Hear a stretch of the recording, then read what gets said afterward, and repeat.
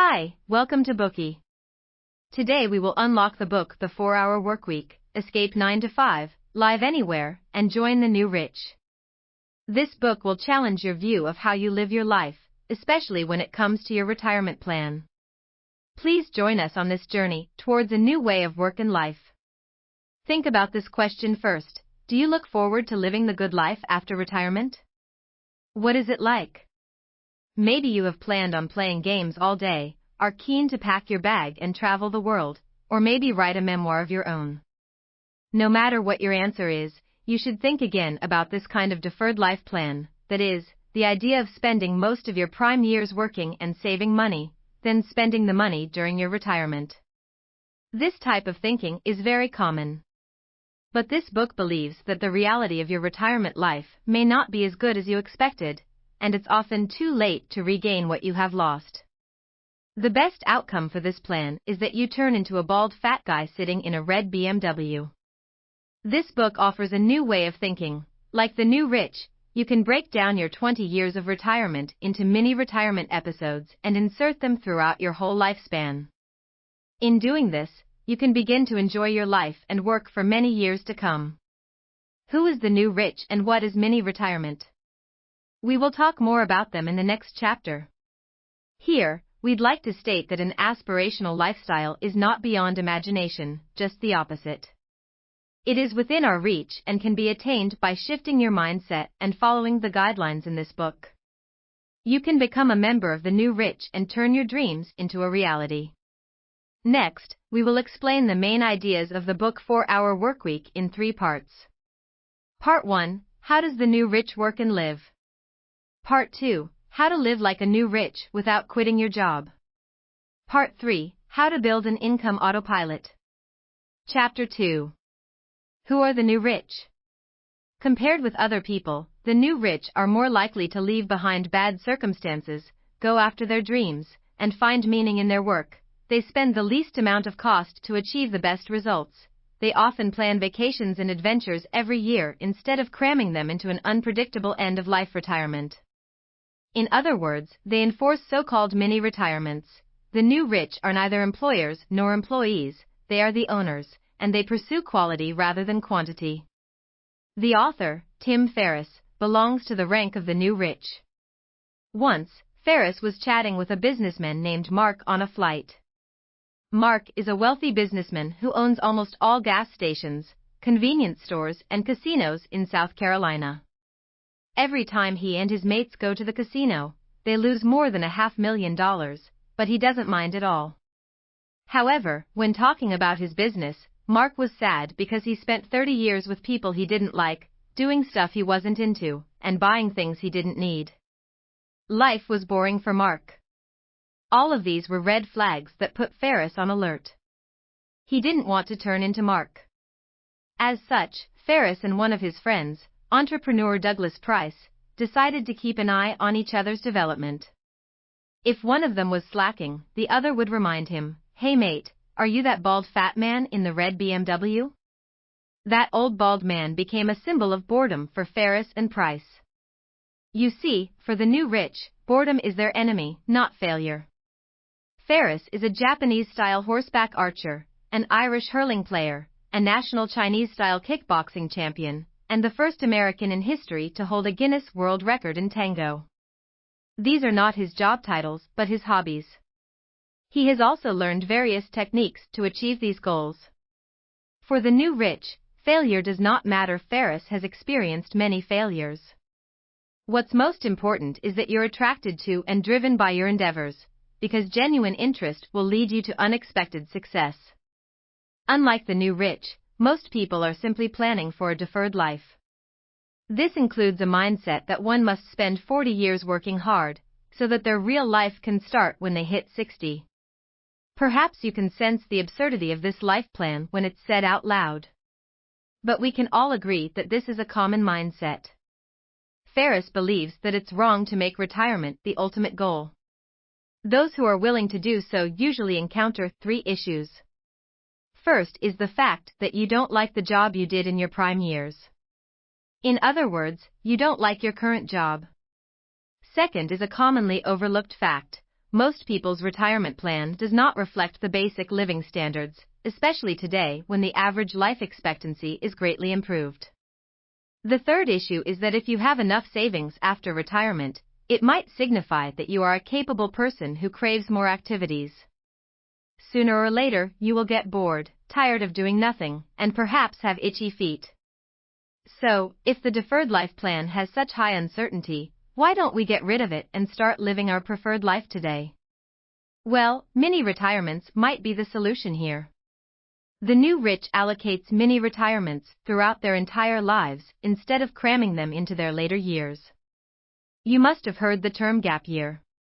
For a gap year, you can travel to open your mind, rethink your life plan, recharge yourself, and find your next goal. Mini retirement is shorter than the gap year. Every year, you will use a few months for traveling. It can be a dreamy adventure in South America, or scuba diving in the clearest seas on Earth. It may even be a bold exploration of Antarctica. Who knows, you might enjoy watching penguins. Of course, traveling is just one of the options.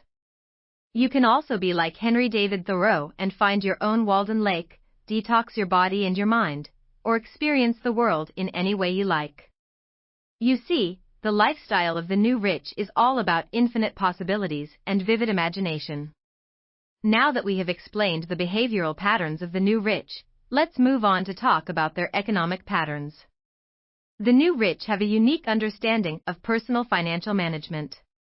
They are particularly good at using the comparative advantage theory. The law of comparative advantage is a key concept in economics, popularly attributed to English political economist David Ricardo several centuries ago. It is still the cornerstone of the law of international trade. Comparative advantage suggests that each country has its own unique resources and products. They should focus on exporting the goods they have a relative advantage in and shift the burden of ailing industries to other countries. Thus, the global economy will perform at the most efficient level. Regarding financial management, you should also use the law of comparative advantage and enjoy the benefits of geographical pricing and exchange rate volatility. There are many online platforms, such as Alliance or YMII, that offer outsourcing services. You can trade simple tasks to developing regions such as South America or India, where doing the same job can cost $10 in the US, but maybe only $2 over there. You should also take advantage of geographical pricing to gain better and more exciting experiences in foreign countries, where they may cost less than they would in the USA. For financial management gurus like Ferris, they will also greatly reduce the cost of traveling by planning the right journey and choosing the right time. For example, he once designed a world tour, including Los Angeles, Tokyo, Singapore, Bangkok, Mumbai, London, and Frankfurt. Guess how much it cost? The jaw-dropping price of only $1,399. In terms of work, the new rich focus on efficiency and only do what matters. In other words, they focus on where value is generated. The first tool the new rich use is the 80-20 principle. The 80-20 principle, also known as Pareto's law, asserts that 80% of outcomes result from 20% of all causes for any given event. Let's look at how Ferris applied this principle in his work. First, he evaluated his business and found that most of his work was dealing with customers. It wasted a lot of time. As such, he made up his mind to stop contacting 95% of his customers, completely cancel cooperation with 2% of his customers, and leave only the 3% of them who were the best. In other words, he now only had to deal with 5 out of more than 120 wholesale customers. But these 5 customers brought in 95% of their income, and they were very polite, followed the procedures and rarely made trouble. In this case, Ferris has not lost much profit but saved 98% of his time, which greatly improved his work efficiency. Next, let's take a look at the second efficiency tool used by the new rich, Parkinson's law, where the complexity of work expands when it is given more time. For example, students will often take as long to finish an assignment as they're given.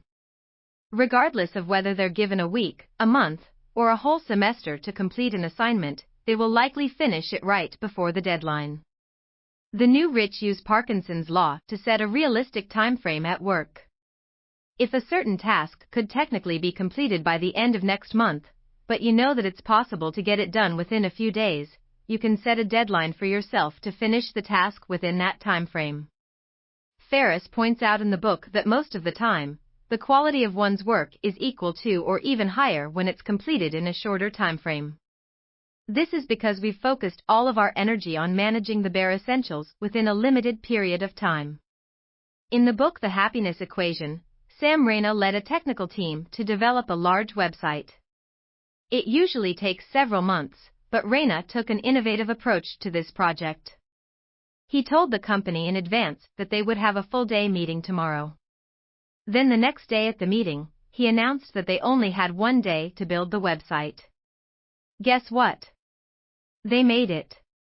The company functioned like a group of worker bees, and everyone took actions and contributed their extraordinary efforts to accomplish this miracle. In summary, the new rich pay great attention in assessing their work efficiency. The new rich value efficiency and believe that only value-generating activities matter.